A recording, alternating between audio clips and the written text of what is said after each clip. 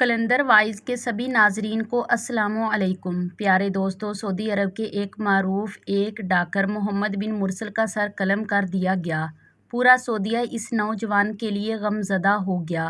محمد بن مرسل نے ایسا کون سا جرم کیا تھا کہ اسے قانون کے مطابق سرعام سر قلم کرنے کی سزا سنائی گئی؟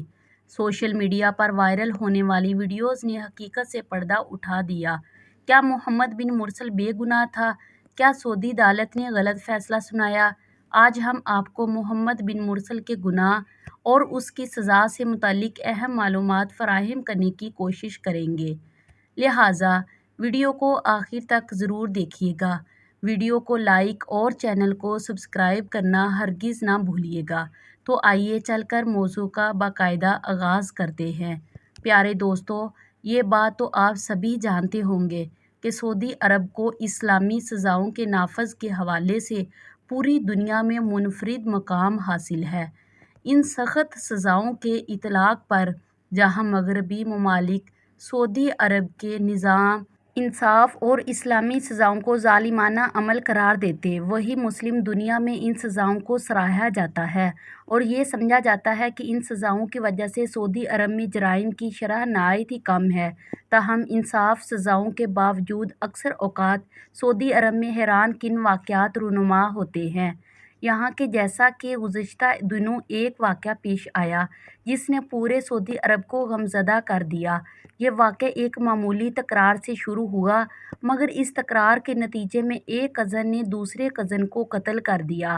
نوجوان نے اپنے کزن کو قتل کیا۔ اس کا نام محمد بن مرسل ہے اور اس نے اپنے کزن معید بن عبداللہ کو معمولی تکرار اور جھگڑے کے بعد قتل کیا۔ اگرچہ یہ دونوں نوجوان آپس میں کزن تھے، تاہم ان کے قبیلے الگ الگ بتائے جاتے ہیں۔ یہ دونوں کزن ٹک ٹاکر بھی تھے اور سعودیہ بھر میں مشہور تھے۔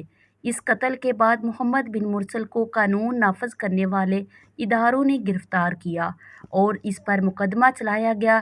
ستمبر کے اوائل میں سعودی عدالت نے قاتل محمد بن مرسل کو سزائے موت سنائی اور اس کا سر تن سے جدا کرنے کی ہدایت کی، جس کے بعد محمد بن مرسل کے قبیلے نے معید بن عبداللہ کے قبیلے کو صلح کی پیشکش کی اور ودیت میں ایک بھاری رقم جائیداد اور بے شمار چیزیں دینے کا وعدہ کیا اور کوشش کی کہ کسی طرح سے ان کے قبیلے کے نوجوان یعنی محمد بن مرسل کی جان بخش دی جائے، اس کی قصاص کے طور پر اس کا سر قلم نہ کیا جائے، کیونکہ سعودی عرب میں عدل و انصاف کا نظام اسلامی قوانین پر قائم کیا گیا۔ یہی وجہ ہے کہ وہاں قتل کا بدلہ صرف اور صرف قتل ہی ہوتا ہے۔ کچھ ایسا ہی محمد بن مرسل کے کیس میں بھی ہوا۔ دوستو، اگر ہم اسلامی نظام انصاف کی بات کریں تو قرآن کریم میں اللہ رب العزت کا ارشاد ہے۔ قرآن کریم میں اللہ رب العزت کا ارشاد ہے کہ مسلمانوں پر ایک دوسرے کی جان اور مال حرام ہے۔ صرف مسلمانوں پر ہی نہیں بلکہ اگر مسلمان کسی کافر کو بھی بے گناہ قتل کرے تو اس سزا کے طور پر اسے قتل کیا جائے۔ اسی طرح اگر لڑائی جھگڑے میں کوئی شخص کسی کے اعضاء کو نقصان پہنچاتا ہے تو بدلے میں اس کے اعضاء کو بھی اتنا ہی نقصان پہنچایا جائے گا، جس کی تفصیل اللہ قرآن کریم میں ارشاد اس طرح فرماتا ہے کہ آنکھ کے بدلے آنکھ، کان کے بدلے کان، ناک کے بدلے ناک اور جان کے بدلے جان۔ ایک اور مقام پر ارشاد ربانی ہے، کہا ہے اے ایمان والو، عقل رکھنے والوں کے لیے اس میں نشانی ہے کہ قصاص یعنی بدلے کے نظام میں اصل زندگی ہے۔ اگر ہم اس حکم کی مصلحت پر غور کریں اور اس کے پیچھے پوشیدہ دانائی کو دیکھیں تو ہمیں سمجھ آتا ہے کہ ایک سخت سزا معاشرے کے باقی بگڑے ہوئے اور نافرمان افراد کو سیدھی راہ پر رکھنے کا کام کرتی ہے، اور سخت سزا کا خوف انہیں خوف کے لیے ایسے جرم کا ارتکاب سے باز رکھتا ہے۔ یہی وجہ ہے کہ محمد بن مرسل سے سجاد ہونے والے گناہ نے اس کا سر قلم کروا دیا۔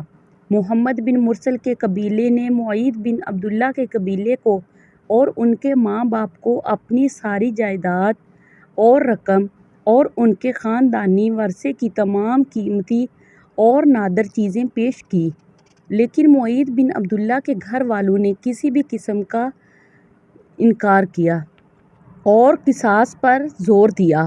تاہم محمد بن مرسل کو اس کے جرم کی سزا قانون کے مطابق دی گئی۔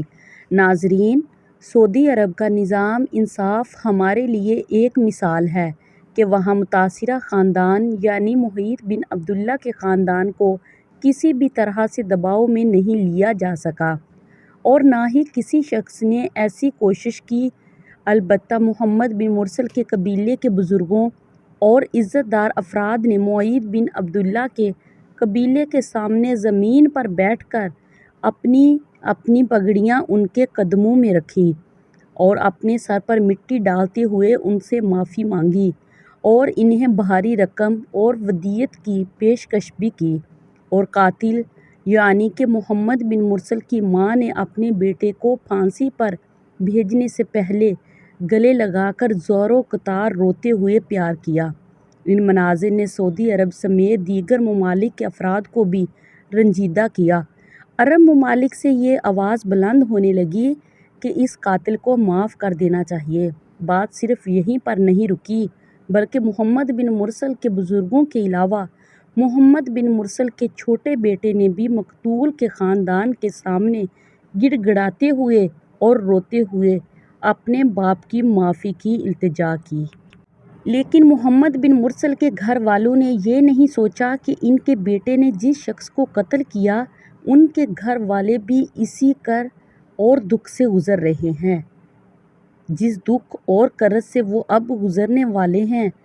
اسی وجہ سے محیط بن عبداللہ کے گھر والوں نے تمام پیشکشوں اور معافی ناموں کو رد کرتے ہوئے قصاص پر زور دیا اور بالآخر 20 ستمبر کو محمد بن مرسل کا سر قلم کر دیا گیا۔ سعودی عرب کے اسی نظام انصاف کا کمال ہے کہ وہ اسلامی نظام کی پیروی کرتے ہیں، جس کی وجہ سے سعودی عرب میں ایسے گھناؤنے جرائم کی شرح نہایت ہی کم ہے اور وہاں سالوں بعد ہی کوئی ایسا جرم سامنے آتا ہے، کیونکہ یہ سخت سزائیں اور عبرتناک انجام کسی بھی شخص کو ایسے گھناؤنے جرائم کا ارتکاب سے باز رکھتی ہیں۔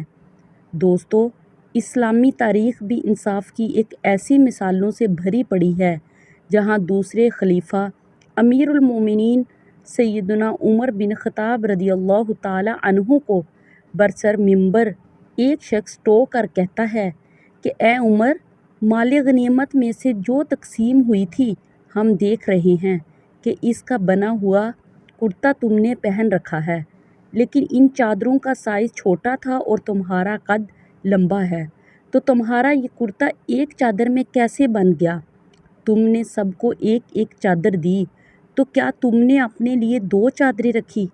اور اپنے بیٹے عبداللہ بن عمر کو بلایا اور کہا کہ حاضرین، یہ میرا بیٹا عبداللہ بن عمر ہے، اسے بھی ایک چادر ملی تھی، کیونکہ میرے کرتے کے لیے زیادہ کپڑا درکار تھا تو اس نے اپنی چادر مجھے دے دی اور عبداللہ کی ماں نے میرے لیے کرتا بنایا۔ آپ اس کی گواہی لے سکتے ہیں۔ جس کے بعد عبداللہ بن عمر نے گواہی دی اور یوں حاضرین کو تسلی ہوئی۔ یہ وہ عمر بن خطاب رضی اللہ تعالی عنہ ہیں جن کے روپ اور دبدبے سے پورے عالم کفر آج بھی کانپتا ہے، جن کی نافذ کردہ اصلاحات آج بھی دنیا کے بیشتر ممالک میں موجود ہے۔ اسی طرح چوتھے خلیفہ امیر المومنین سیدنا علی کرم اللہ وجہہ عدالت میں ایک یہودی کے مقابلے میں پیش ہوتے ہیں اور باوجود اس کے یہودی نے ان کی ذرہ چرائی، لیکن ان کے پاس ثبوت نہیں ہے، جس کی وجہ سے ان کے خلاف فیصلہ آ جاتا ہے اور وہ یہودی کے مقابلے میں اپنا مقدمہ ہار جاتے ہیں۔ یہ ہے اسلام کا انصاف، جس نے اسلام کا بول بالا پوری دنیا میں کیا۔ یہ بات سمجھنے کی ضرورت ہے کہ اسلامی سزائیں اپنی نوعیت میں سخت ضرور ہیں، لیکن ان کا مقصد صرف اور صرف معاشرے کو دوبارہ ایسے کسی جرم کے ارتکاب سے روکنا ہے۔ بالآخر میں حسب روایت دعا ہے کہ اللہ تعالی ہمارے پیارے ملک پاکستان میں بھی اسلامی نظام نافذ کرنے والا حکمران عطا فرمائے تاکہ پاکستانی معاشرے میں بھی امن کا گہوارہ بن سکے۔ پلیز میرے چینل کو سبسکرائب کریں تاکہ میں اپنی ہر آنے والی ویڈیو آپ کے ساتھ شیئر کر سکوں۔